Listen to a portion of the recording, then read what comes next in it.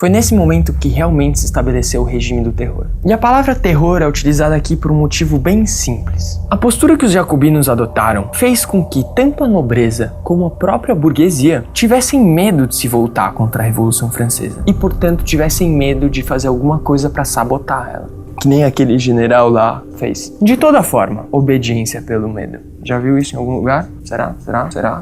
Alguém? Dole 1, Dole 2, Dole 3, fechou.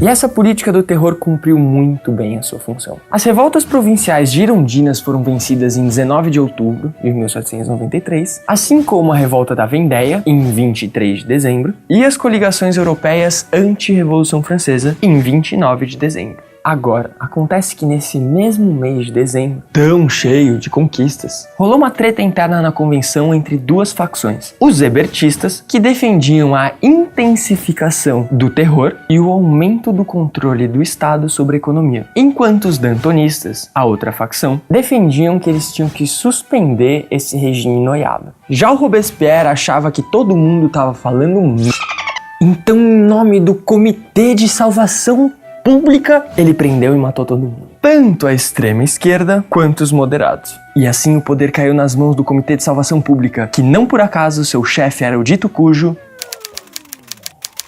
O período que veio logo depois disso veio a ser conhecido anos depois como o Grande Terror. Essa fase durou pouco porque morreu tanta gente. 2.100 pessoas foram mandadas para a guilhotina em menos de um ano. Isso dá uma média de 5,75 pessoas por dia. Se você contar só os dias úteis, dá uma média de 8 pessoas por dia. Mas agora, se você contar que as execuções eram feitas só de final de semana, morriam 40 pessoas na guilhotina em praça pública por semana.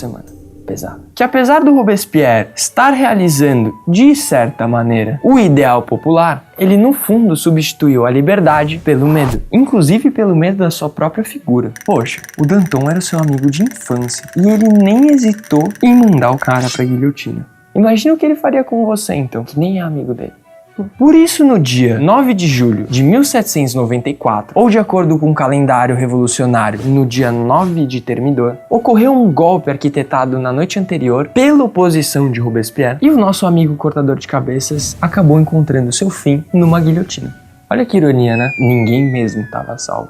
Junto com a queda de Robespierre, houve a queda dos jacobinos, e assim o controle da máquina burocrática foi parar na mão dos deputados da planície. Ou centro, se você preferir. A política do terror foi suspensa, o tabelamento dos preços foi abolido, devolvendo ao mercado a sua liberdade, só que aí os preços aumentaram e aí ficou difícil pro povo e aí toda aquela coisa. Os jacobinos foram perseguidos e mortos em massa e uma nova constituição foi elaborada. A Constituição de 1795. O último passo dessa mudança foi em 26 de outubro de 1795, quando dissolveram a convenção e criaram um novo tipo de governo.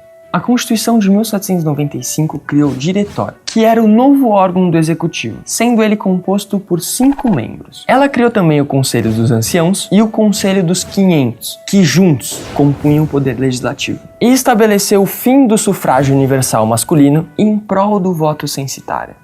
Burguesia wins. Mas depois disso, o mundo não se tornou um mar de rosas. O governo era bem incompetente e, de acordo com a história, foi um dos mais corruptos que já existiram.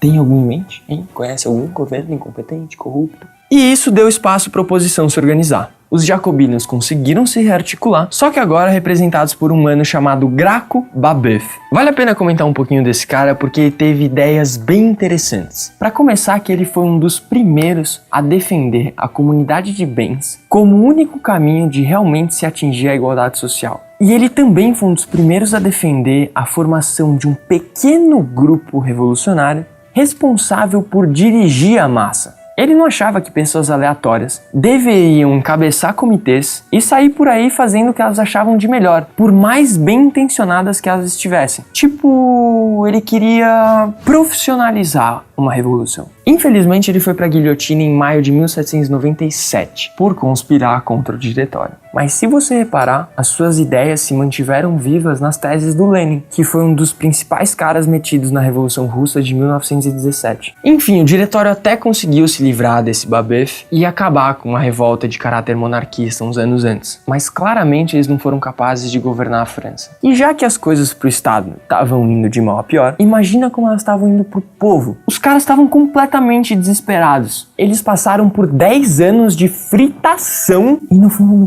não tinha mudado muita coisa. Não pra eles, né? Não pra quem tava se ferrando lá no dia a dia. Girondinos, jacobinos, planície, monarquia, nobreza, tsunaranara, tudo isso não tinha mais sentido pra eles. E a parte desse cenário político, tinha um jovem general de grande prestígio, responsável por 4 das 5 vitórias francesas sobre as 7 coligações anti-revolução francesa. E também responsável por acabar com a revolta monarquista em 5 de outubro de 1795. E esse jovem general de grande prestígio mostrava interesse em assumir o poder na França. O nome dele era Napoleão Bonaparte. E no dia 9 de novembro de 1799, ou 18 de Brumário do ano 8, de acordo com o calendário revolucionário, ele dissolveu o diretório e assumiu o controle do Estado francês, apoiado pelo exército e apoiado pela população cansada daqueles políticos.